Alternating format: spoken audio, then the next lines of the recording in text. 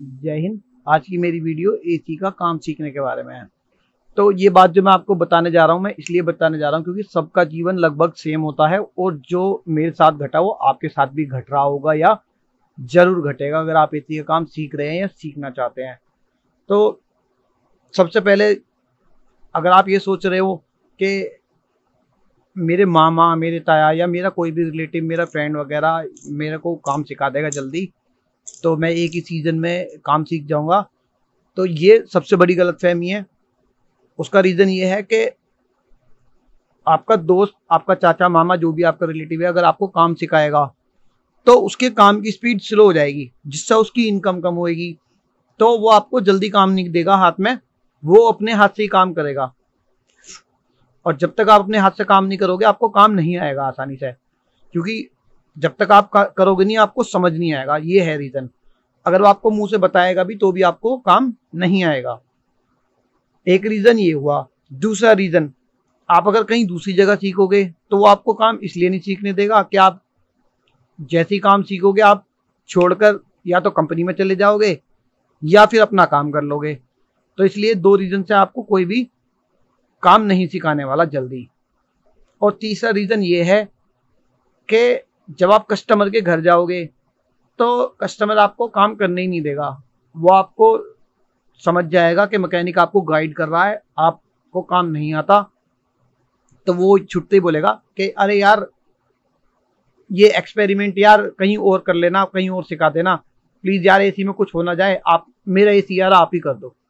तो आपके head mechanic को काम करना पड़ेगा। वो फोर्स नहीं कर पाएगा कि सर जी मैं खड़ा हूं या ये है वो है, क्योंकि ये सब मेरे साथ हो चुका है।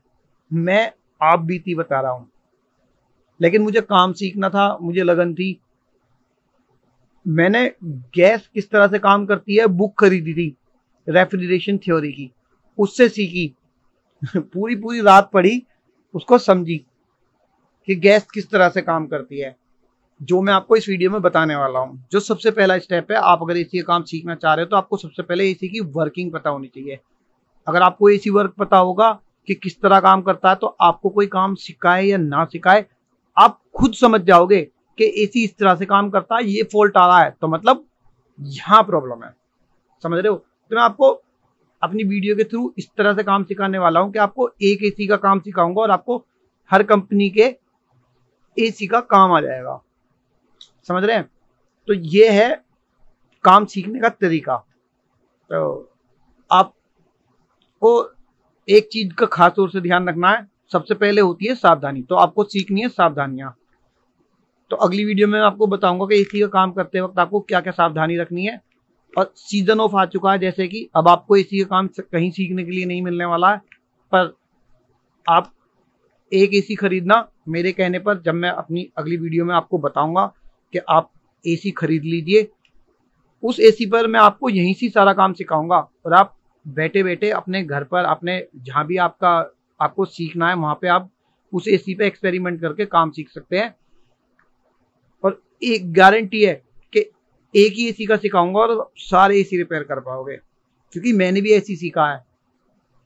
मुझे तो खासतौर से ऊपर से ऑर्डर थे कि उन्हें पता चल गया था ये लड़का काम सीखते ही अपनी दुकान खोलेगा।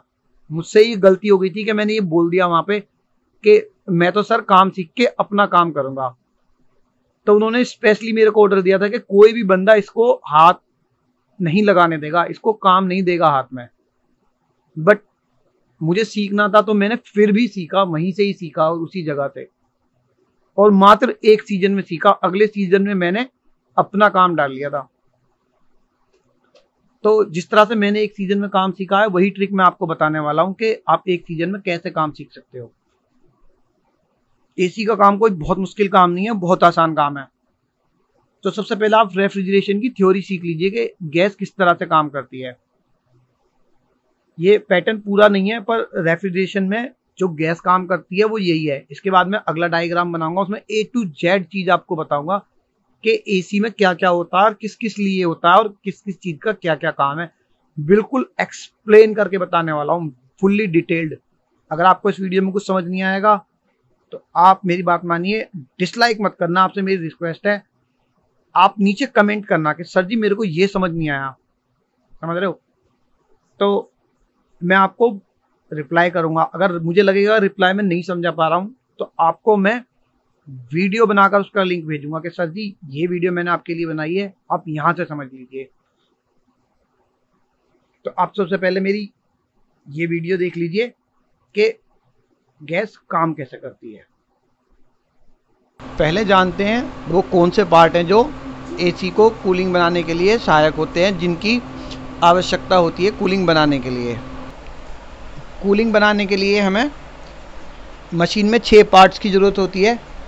इनमें सबसे पहला पार्ट होता है हमारा कंप्रेसर, और दूसरा पार्ट होता है हमारा रेफ्रिजरेंट जिसे हम गैस कहते हैं, और तीसरा होता है कंडेंसर, और चौथा है हमारा फ़ैन, पांचवा है हमारा कैपिलरी या एक्सपेंशन वाल्व, और छठा है हमारा एवोपरेटर मतलब कूलिंग कोयल या फिर कूलिंग कंडेंसर। तो ये वो 6 मेन पार्ट है जिनसे कूलिंग बनाई जाती है, जिनका उपयोग कूलिंग बनाने के लिए करा जाता है। अब यहाँ से हम एक चार्ट के ज़रिए देखते हैं कि ये सब पार्ट्स जो हैं किस तरह से काम करते हैं। तो यहाँ ये हमारा वो चार्ट है जिसके ज़रिए हम समझने वाले हैं कूलिंग किस तरह से होती है। तो ये है डायग्राम कूलिंग के प्रिंसिपल का। इसमें मैंने 6 आइटम जो है अपने दिखाए हुए हैं, तो मैं बता देता हूँ। ये हमारा कंप्रेसर है पहला आइटम, और ये रेफ्रिजरेंट है हमारा दूसरा आइटम, जो कि पूरे एसी में हर जगह पर होती है। जितने भी पाइप एसी के अंदर लगे हैं सबके अंदर ये गैस जो है घूम रही होती है। उसके बाद तीसरा पार्ट है हमारा कंडेंसर, ये हमारा कंडेंसर है ये। और उसके बाद चौथा था हमारा फ़ैन। फ़ैन डबल साइडेड होता है या दोनों तरफ लगाना पड़ता है, तो ये हो गया फ़ैन। और पांचवा है हमारा कैपिलरी, और छठा है हमारा एवोपरेटर जिसे लोग कूलिंग कोयल और कंडेंसर भी कहते हैं, कूलिंग कंडेंसर। तो ये 6 आइटम मिलकर ही जो है हमारा कूलिंग बनाते हैं। अब इनमें सबसे पहला जो वर्क शुरू होता है वो होता है कंप्रेसर से। जब कंप्रेसर हम शुरू करते हैं तो गैस को, जो रेफ्रिजरेंट है हमारा, उसको वो यहाँ कंडेंसर में कंप्रेस्ड कर देता है, जिससे कि गैस कंडेंस्ड हो जाती है और हमारी जो गैस है वो लिक्विड में बदल जाती है। तो ये हुआ कंप्रेसर का काम, गैस को लिक्विड में बदलने में सहायता करना और गैस का साइकिल करना। इसके बाद हमारा काम करता है कंडेंसर। कंडेंसर में गैस कंडेंस्ड होएगी, लिक्विड बनेगी, और उसकी हीट निकालने का काम जो है ये कंडेंसर करेगा। और इसकी हीट निकालने में जो है हमारा फ़ैन जो है ये मदद करेगा। बाहर से एयर खींचेगा यहाँ से और कंडेंसर के बीच से इधर निकाल देगा, जिससे कि क्या है, गैस का जो टेम्परेचर है वो कम हो जाएगा। उसके बाद जब गैस लिक्विड में बदल जाएगी, यहाँ पर हमारे पास गैस होगी लिक्विड फॉर्म में, और उसके बाद ये कैपिलरी से रिलीज़ होगी यहाँ पर। कैपिलरी क्या काम करेगी, जो कंडेंसर में गैस है, हाई प्रेशर्ड गैस जो है, उसको लो प्रेशर में कन्वर्ट करेगी, जिससे कि कूलिंग बनती है। रेफ्रिजरेंट की ये खास बात होती है कि जब वो हाई प्रेशर से लो प्रेशर में कन्वर्ट होता है तो ये कूलिंग जो है वो बना देता है, गैस जो कूलिंग बना देती है।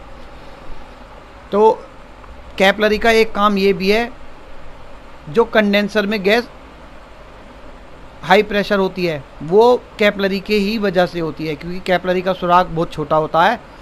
कंप्रेसर के ज़रिए जो कंडेंसर में गैस भेजी गई है वो कैपिलरी का साइज छोटे होने की वजह से पूरी तरह रिलीज़ नहीं होती, बहुत कम मात्रा में रिलीज़ होती है, जिससे कि क्या होता है, गैस पीछे कंडेंसर में ही इकट्ठी होती रहती है, जमा होती रहती है, क्योंकि कंप्रेसर गैस ज़्यादा मात्रा में भेजता है और कैपिलरी उसको बहुत कम मात्रा में रिलीज़ करती है, जिससे कि क्या होता है, वो कंडेंसर में कंप्रेस हो जाती है, कंडेंस्ड हो जाती है, मतलब हाई प्रेशर्ड हो जाती है।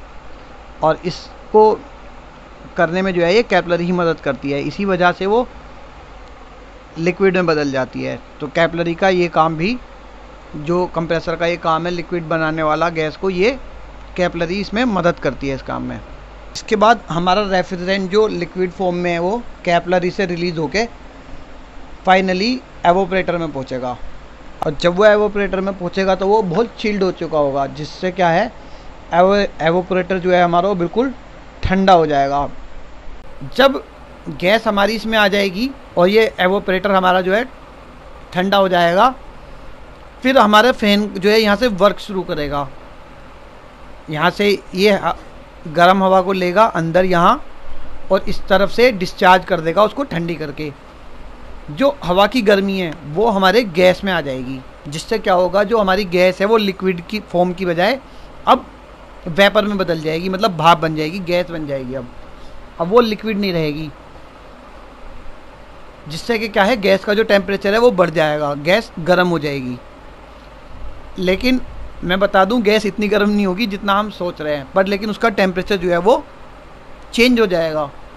रहेगी तो वो ठंडी, बट लेकिन उसे हीटेड फॉर्म मान लेते हैं गैस की, क्योंकि उसमें क्या होता है, वो वेपर में बदल चुकी होती है, इसलिए उसको गर्म मान लेते हैं।